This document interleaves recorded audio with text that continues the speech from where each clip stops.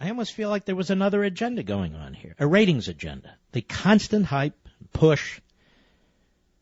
I didn't mind the first question at all about the third party. We already knew it, though. We already knew the answer. And when and if Donald Trump comes on this program next week, I'm going to continue to bore down on that. That's a serious matter as far as I'm concerned. But that aside, the 5 p.m. debate was actually very professional, very thoughtful, and very useful. And Carly Fiorina came out of it. As I mentioned yesterday, I thought she and Jindal and Santorum and one other I can't remember did quite well, but she clearly hit it out of the park. There was no question about it. But when you have 2 hours and 10 candidates, and a third of the time is spent by the moderators, over a half hour, that means the candidates get 6 or 7 minutes if they're lucky. We're not there to watch the moderators. This isn't about them. Quite frankly, this isn't about Fox. Quite frankly, this isn't about 24 million viewers to show great ratings splashed all over the internet. This is about us and our country. This is a deadly serious matter. Now, I don't expect moderators to be sops, but I don't expect them to be fools either. I mean, I was sitting there shaking my head, and I wasn't the only one. So many issues. I was wondering, before the debate, how are they going to cover all these issues with all these candidates? They had no intention of covering all these issues with all these candidates. First and foremost, it was about the moderators and their network. That's why they took 1/3 of the time. Are they running for something? We have a right to know the position of these candidates on a whole wide variety of issues. That's the purpose of a debate. I was a debater.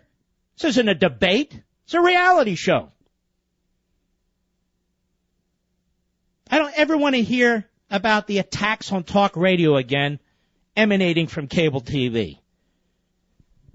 This is the most substantive, intelligent, thoughtful format in communications, in media, period. You can't get away with any of this on talk radio. This creates an atmosphere for the next 8 debates, and the Democrats are loving it. You know who enjoyed this debate the most last night? Barack Obama. Barack Obama. And the contrast between the 5 p.m. and the 9 p.m. debate Eastern Time couldn't be greater. 2 real journalists at the 5 p.m. debate who did a very good job. A very good job. But we're all here congratulating our friends at Fox. They got their 24 million viewers. Greatest ever non-sport event in history on cable. And, of course, that's what matters. You know, I haven't announced who I'm supporting, and I'm not going to announce for a while. I haven't done infomercials for Donald Trump, and I'm getting tired of these infomercials for Donald Trump. And I'm also getting tired of these lies and these attacks on Trump. I don't like bullies. And that second question out of the box last night was premeditated. That second question out of the box, Megyn Kelly on her own didn't ask that question. That had to be approved by executives over there at Fox. They carefully stage managed this event. So that question was carefully stage managed. Wasn't a counter question. It wasn't an hour into the debate. It was planned. It was written. Every syllable was known in advance. And the minute she asked that question, I said to myself, what the hell is going on here? What the hell is this? What the hell is going on here? They wanted a spectacle. The question itself was a spectacle. And so, ladies and gentlemen, I don't want to be misinterpreted. A lot of these liberal blogs, they'll put headlines on, Levin trashes Fox, Levin trashes Kelly, Levin does this. I am telling you what I think. I am not trashing anybody. I am explaining what I saw and giving you my take on it as somebody who is very serious about what's going on in this country, and we have precious few opportunities to present a philosophy, arguments, to make distinctions, to put things in context, and to find the right candidate to run for President of the United States. Is that asking too much? Apparently so. This is why every time the media is rated by you, you detest them. They're lower than Congress. They're lower than the courts. They're lower than the president. And now I have to discuss with you Rosie O'Donnell. Rosie O'Donnell. Why? Because the second question during the debate with 24 million viewers, a record in all of history, was a reality TV question. Well, Mark, Trump's got to answer these questions. I'm not even defending Trump. I'm defending the truth. Well, Mark, he's got to be prepared to answer this question because of the Democrats. Fine. Then let the Democrats ask it. We're trying to sort through the Republicans to determine who we want to nominate to take on the Democrats. We don't need everybody mimicking the Democrats. Ask some questions that are pertinent to we the people. Constitutional conservatives, independents, Republicans. It's the Republican primary after all. Ask some questions relevant to us. And what is this abortion stuff? Every one of them getting hammered because they're pro-life. Let me suggest that when a moderator, quote unquote, has an agenda, he or she should try and at least conceal it somewhat. But don't worry, 24 million viewers. Woo. Wow, that's just cool. Now, to be fair and balanced on this program, since that second question to Trump really, from my perspective, virtually destroyed the entire nature of this debate and turned it in so much reality TV. The first hour was just disastrous from my point of perspective anyway. Many of you may disagree. What was it that Rosie O'Donnell did or said? And why didn't the moderator present that information or put it in some form of context when she asked the question? All we heard are cherry-picked nasty words, don't get me wrong, words I wouldn't use to describe a woman, but still, cherry-pick these words. We didn't know the context. Most of us don't watch The View. We don't know what the hell's going on. But we know Trump said these words about a woman or women. Well, what happened? Which is the longer cut, Mr. Producer? You have that there? Go ahead and start. I want you to listen to. I don't want to take this show, my show there, but we have to. Go ahead. Donald Trump is in the news again because because his show, The Apprentice, is starting again in January. Oh, yeah. He held a big press conference to see if he was going to allow Miss USA, such a prestigious title, to regain and retain. Miss America is the prestige. Miss USA is a different thing. Representing America in a bathing suit. Yes, it's basically a model competition. Let's be realistic, okay? What about peace in the world? They always want peace in the world. They have one question in Miss USA. And they always let's stop. So I'm sure the moderator who was so offended by what Trump said is offended by the mocking of other women by the leftist kooks on The View. Mocking women, mocking them. Go ahead. And end world hunger. And then I'd like to go to Studio 54 and do some crack. But apparently, this young girl, Tara Connor, how old is she? 21. She went out and she was partying. She's from Kentucky. She's so cute. She went to New York and she was hanging out at all the parties, doing what Paris and Lindsay do, dancing, whatever. And so he held a press conference to announce whether or not she was going to retain her crown. Yeah. And then she started to cry. She did. So I just want to thank Donald is giving me a second chance. And there he is, hair looping, going, everyone deserves a second chance. She's mocking him. I'm going to give her a second chance. Your hair is perfect for that. Listen, he annoys me on a multitude of levels. He's the moral authority. Left the first wife, had an affair. Left the second wife, had an affair. There she is, attacking him, his family, his wives, his kids. Go ahead. Moral compass for 20-year-olds in America. Donald, sit and spin, my friend. I don't enjoy him. No.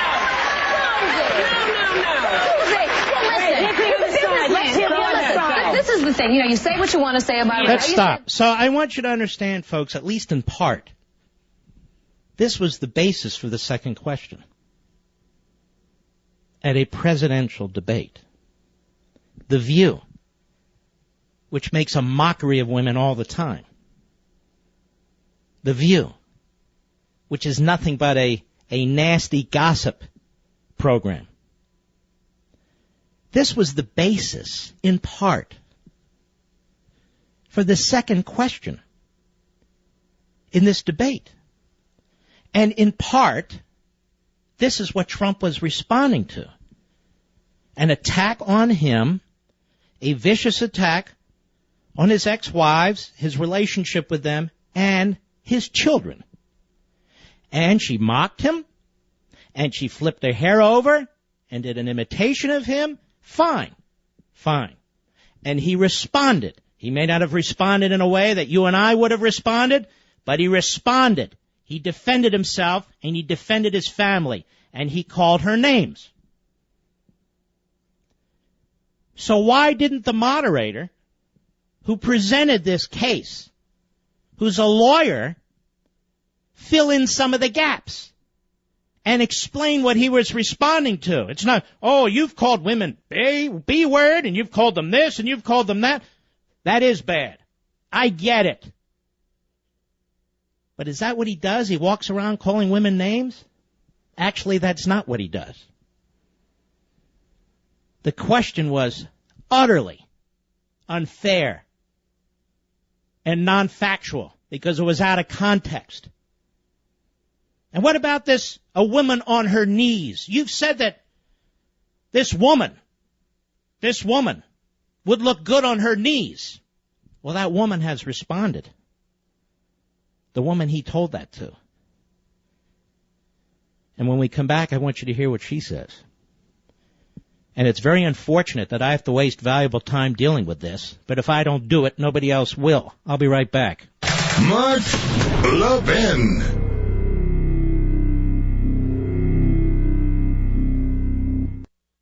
Yes. Have I been fair? Oh, absolutely. Have I been factual? 100%.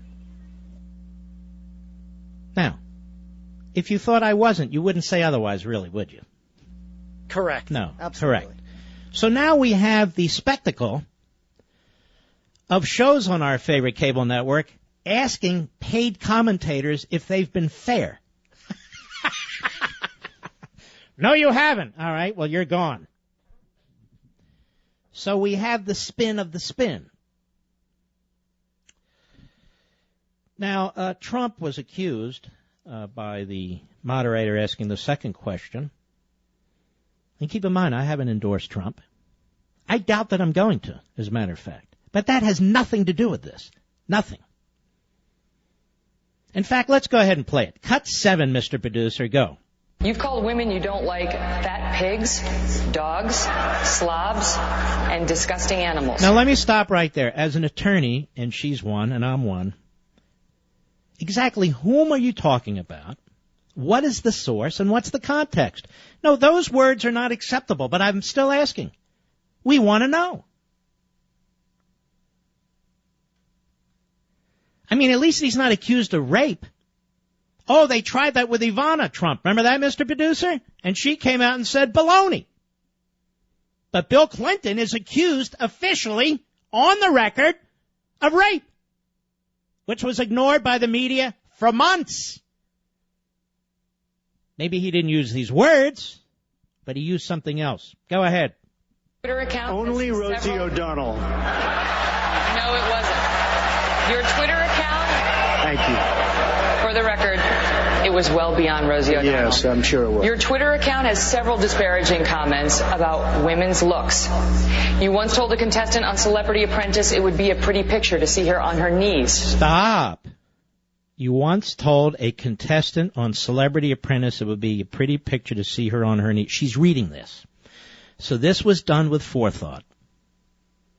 Every syllable was planned in advance. So the researchers did the research. This was approved, had to be, by management. You once told a contestant on Celebrity Apprentice it would be a pretty picture to see her on her knees. That's pretty grotesque, ladies and gentlemen. Go ahead, Mr. Producer. Does that sound to you like the temperament of a man we should elect as president? All right, let's stop right there. So that's the specific example she gives, asking about his temperament. And by the way, you may have legitimate questions about his temperament. I am drilling down on what took place. This isn't about, oh, you support him, you don't support him. I am disgusted with the lost opportunity here. That this would be the second question, setting the stage for the rest of the hour. This is our country. This is the Republican primary process. Our primary process. Not the news media. Not any news media. This isn't about hosts. It isn't about their ratings. It's about our country. Now, you want to know the facts about that? Because if I don't tell you the facts, you're not going to know the facts about that.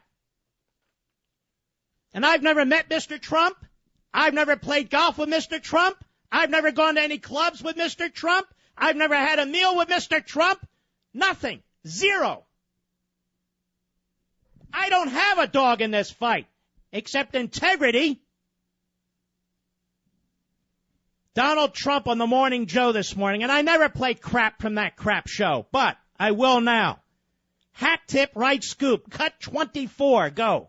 I don't remember that on The Apprentice, and I don't know where they got some of these words, to be honest with you. In fact, I'm going to have somebody call up and find out where these words came from.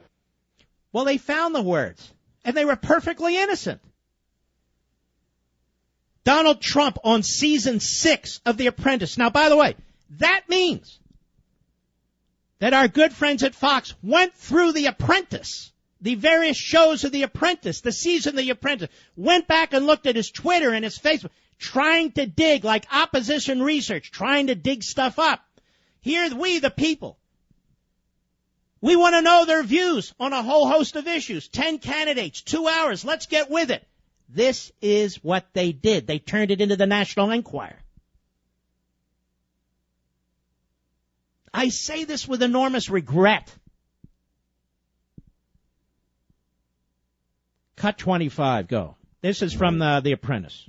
Brandy came in here, she got down on her knees and said, I passionately want to do this. I, at this point, am the team chooser, not the team leader yet. Excuse me, you dropped to your knees. Yeah. And begged to do this. And I said, I'm looking around the room, and we had even LaToya, who sitting beside me, thought maybe Brandy was right. Must be a pretty picture you dropped to your John knees. and Dennis thought I should be. Omarosa said me. Some other people said you. A pretty picture to see her drop on her knees. That wasn't in a sexual context. The context was she dropped to her knees begging whomever it was to do a particular task or not do a particular task, which is the nature of The Apprentice, which I never really watched, but other people watched. So it is assumed that it's a sexual innuendo when the context suggests it's not. But it's certainly not clear-cut at all, and from my perspective, it's not at all a sexual innuendo. And yet that's the specific example that is used against him. After all the background search that must have been done, this is season 6 of The Apprentice. They were looking and looking. This is question number 2 in a Republican presidential debate. Well, he's going to have to learn to answer these questions. Really? This is a Republican primary process. We want to pick our nominee Then we'll duke it out with the sleazeballs on the left. Go ahead. Continue with it, Mr. Producer. That's it. Now, Brandy Roderick, if you don't believe me, she's the Apprentice contestant who dropped to her knees. And here's what she said about all of this. Maybe they should have talked to her before this was such a seminal point in question number 2. Cut 26. Go. I actually didn't even remember, like him, I didn't even remember him saying that. And from the clip, you can see all he was reacting to was, what he thought it would have looked like. But, I've always had a positive experience around Donald. He's always been encouraging. He's never been disrespectful to me. I don't condone men being derogatory, but I think he was just, he's on television. He's trying to be funny. I don't think that he meant anything, horrible by it. So here I've had to spend over 40 minutes of my program in the first hour dealing with this, addressing this. I am still stunned by this. Where we have accomplished men on the stage, 10 of them, governors, former governors, senators, who are vying to be the Republican nominee for President of the United States. We're facing enemies all around us, the Islamo-Nazis in Tehran. Imagine if I ran for president, what they'd be running. The Islamo-Nazis in Tehran, the Red Chinese on the rise, the Russians on the move. They just attacked the Pentagon, cyber war. The economy is lousy. By the way, Megyn, I'm going to show you your war on women. And by the way, the women I were sitting with yesterday were not very happy with you. I'm just saying. Each one of them said, you don't represent them. Why do you claim to defend them? This isn't personal. I'm not accusing people of things. I'm not taking things out of context. I'm challenging. Up on the Drudge Report, among other things, record 56,209,000 women are not working. A record.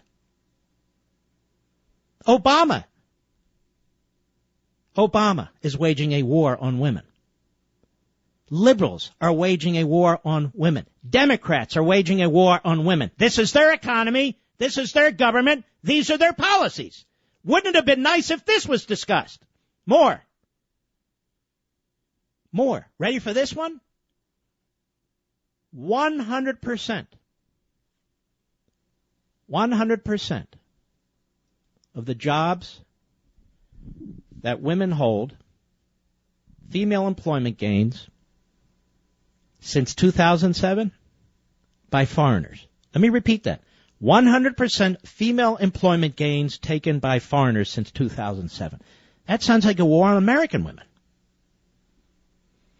Not one question related to this. Instead, we have to hear about stuff that's cherry-picked out of season 6 of The Apprentice, stuff that's cherry-picked from The View and Trump's battle with Rosie O'Donnell. And I'm shaking my head watching this and saying, what the hell is this? But don't worry, ladies and gentlemen. 24 million viewers. That is a record for cable TV in a non-sporting event. Congratulations. I'll be right back. Mark Levin.